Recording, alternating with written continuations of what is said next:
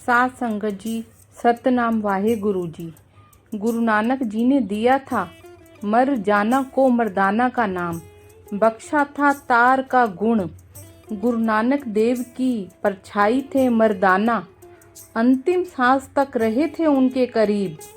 गुरु नानक देव जो सिखों के प्रथम गुरु थे, का जन्म ननकाना के तलवंडी गांव में, जो अब पाकिस्तान में है, हुआ था।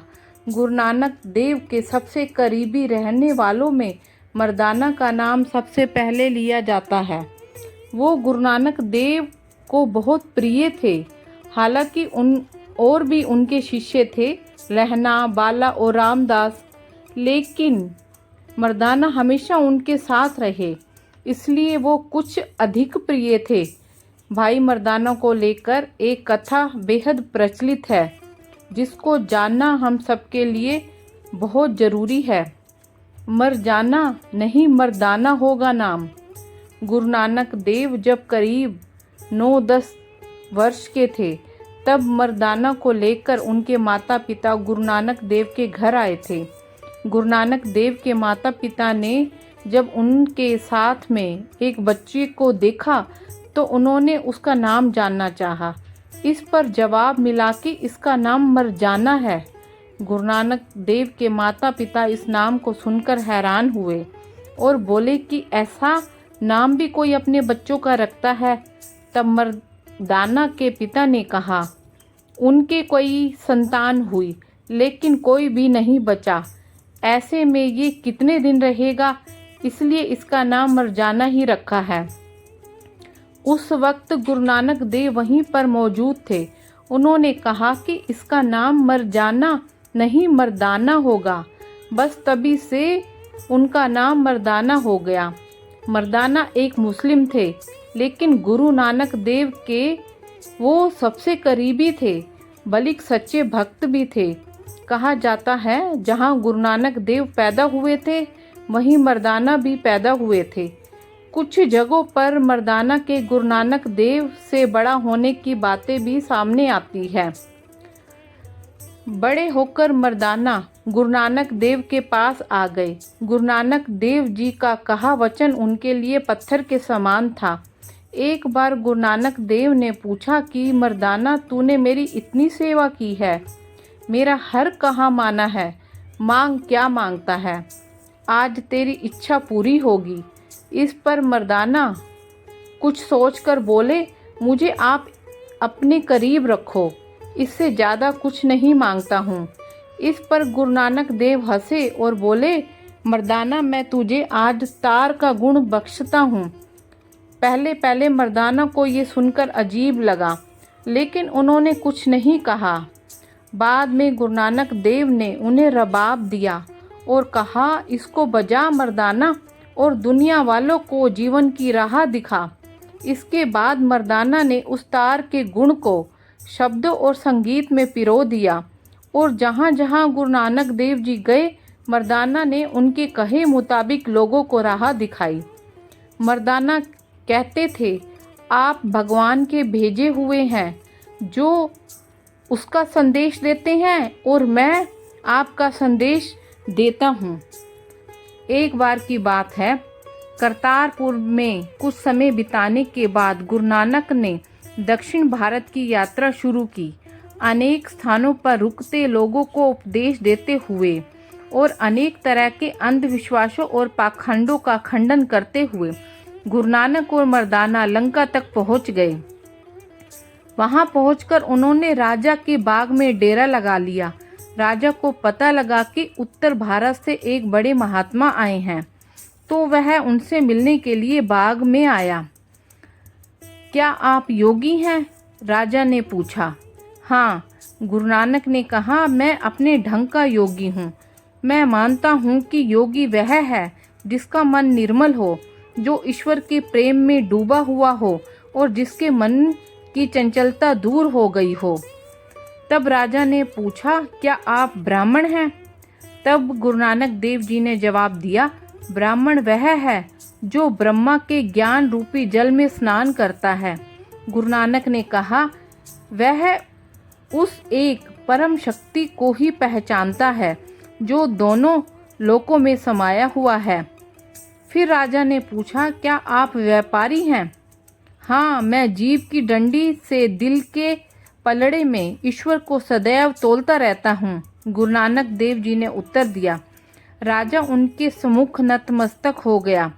लंका में कुछ समय बिताने के बाद गुरु नानक और मर्दाना पंजाब की ओर मुड़े। रास्ते में एक योगी ने उनसे पूछा, लोग आपको ऋषियों सिद्धियों का स्वामी समझते हैं, कोई चमत्कार हमें भी दिखाइए। गुरु नानक ने कहा, मेरे पास 2 ही प्रकार के चमत्कार हैं, शब्द का रंग और गुरु का संग। इन्हीं की सहायता से मैं मनुष्य का मन बदल देता हूँ। यदि मैं और तरह के चमत्कार करने लगूं तो इससे मनुष्य को क्या लाभ होगा? मनुष्य का सबसे बड़ा सुख यही है कि वह ईश्वर की कृपा के द्वार हमेशा उसके लिए खुल जाए। कुछ दिन बाद गुरु नानक और मर्दाना ने उत्तराखंड की यात्रा शुरू की। पंजाब से चलकर वे कश्मीर पहुँचे। वहाँ से हिमालय की पर्वतमाला से होते हुए सुमेरु पर्वत तक पहुँच गए। वहाँ बहुत से सिद्ध और योगी साधना में लगे हुए थे। गुरु नानक और मर्दाना को वहाँ देखकर उन्हें बहुत आश्चर्य हुआ। उन्होंने पूछा, आप कहाँ से आए हैं और भारत की स्थिति इस समय कैसी है? तब गुरु नानक जी ने उत्तर दिया, देश की स्थिति अच्छी नहीं है। राजा कसाईयों की तरह निर्दयी है। धर्म पंख लगाकर उड़ गया है। चारों ओर अमावस का अंधेरा छाया हुआ है। सच्चाई का चंद्रमा कहीं दिखाई नहीं देता। तब गुरु नानक और मर्दाना देश की ओर वापस मुड़े। रास्ते में वे हसन अब्दाल नाम की जगह पर रुके। यहाँ पर एक छोटी सी पहाड़ी पर वली कंधारी नाम का फकीर रहता था। उस टाइम मर्दाना ने कहा, गुरुजी, बहुत प्यास लगी है। गुरुजी ने उधर उधर देखा और कहा, मर्दाने, नीचे तो कहीं पानी दिखाई नहीं देता। ऊपर पहाड़ी पर एक चश्मे का पानी है। वहाँ एक फकीर रहता है, उसी के पास चले जाओ, वह तुम्हें पानी पिला देगा। मर्दाना पहाड़ी की ओर चल दिया। फकीर की कुटिया के पास पहुंचकर उसने आवाज लगाई, फकीर जी। वली कंधारी बाहर आया और आंखें तरेर कर बोला, कौन है तू? उसने बोला, मैं मर्दाना हूँ, मुझे बहुत प्यास लगी है, मुझे थोड़ा पानी पिला दीजिए। नहीं है यहाँ पानी वानी। वली कंधारी बड़े गुस्से से बोला, भाग जा यहाँ से। मर्दाना निराश होकर वापस मुड़ चला। गुरुजी ने पूछा, क्यों मर्दाने, पानी मिला? नहीं महाराज, वह बोला, यह फकीर तो बड़ा क्रोधी मालूम पड़ता है, मुझे बिना पानी के ही उसने भगा दिया। गुरु नानक मुस्कुराए और बोले, अच्छा मर्दाने, उस सामने की बड़ी चट्टान के नीचे जो पत्थर रखा है उसे उठाओ। क्यों महाराज? मर्दाने ने आश्चर्य से पूछा। मैं जो कहता हूँ वह करो, गुरुजी ने शांत भाव से कहा। मर्दाने ने कुछ जोर लगाकर वह पत्थर उठाया, फिर एकदम खुशी से चीख उठा, गुरुजी, पानी पानी। पत्थर के नीचे से स्वच्छ पानी का चश्मा निकल आया। पर सबसे अधिक आश्चर्य और संयोग की बात यह थी, जैसे जैसे नीचे का पानी तेज होता जा रहा था, वैसे वैसे पहाड़ी के ऊपर का चश्मा सूखता जा रहा था। जब वली कंधारी ने अपना चश्मा सूखता देखा तो उसे बहुत गुस्सा आया। उसने क्रोध में आकर पहाड़ी से एक बड़ा सा पत्थर गुरुजी की ओर लुढ़का दिया। तब मर्दाना ने कहा, गुरुजी, बचिए बचिए। पत्थर आता देखकर मर्दाना चीखा, तुम चिंता ना करो। गुरुजी ने आते हुए पत्थर को देखा और जब वह पास आ गया तो उन्होंने उसे अपने हाथ से रोक दिया। इस घटना की स्मृति में उसी स्थान पर पंजा साहिब नाम का प्रसिद्ध गुरुद्वारा बना है, जो अब पाकिस्तान में है। गुरु नानक देव के साथ मर्दाना ने मक्का, कश्मीर, तिब्बत, मणिपुर, बंगाल समेत कई जगह की यात्राएं की। कहा जाता है कि जब गुरु नानक देव के साथ मर्दाना बगदाद गए तो वहां पर वो बीमार पड़ गए। उनके बचने की कोई उम्मीद नहीं थी। निधन से पहले गुरु नानक देव जी ने उनसे पूछा कि तुम्हारा अंतिम संस्कार किस तौर तरीके से किया जाए। तब मर्दाना ने कहा, जैसा आप चाहें वैसा मेरा अंतिम संस्कार कर देना। 1534 में उनका निधन हो गया। गुरु नानक देव ने उनका अंतिम संस्कार मुस्लिम रीति रिवाज से किया। बगदाद रेलवे स्टेशन के पास आज भी मर्दाना का स्मारक है। और दोस्तों, वीडियो कैसे लगा कमेंट करके ज़रूर बताना, और कमेंट में सतनाम वाहे गुरु जी ज़रूर लिखना।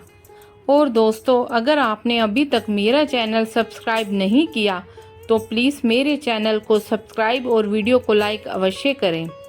आपके प्यार और स्नेह के लिए बहुत बहुत धन्यवाद, और मेरी वीडियो देखने के लिए आपका बहुत बहुत धन्यवाद।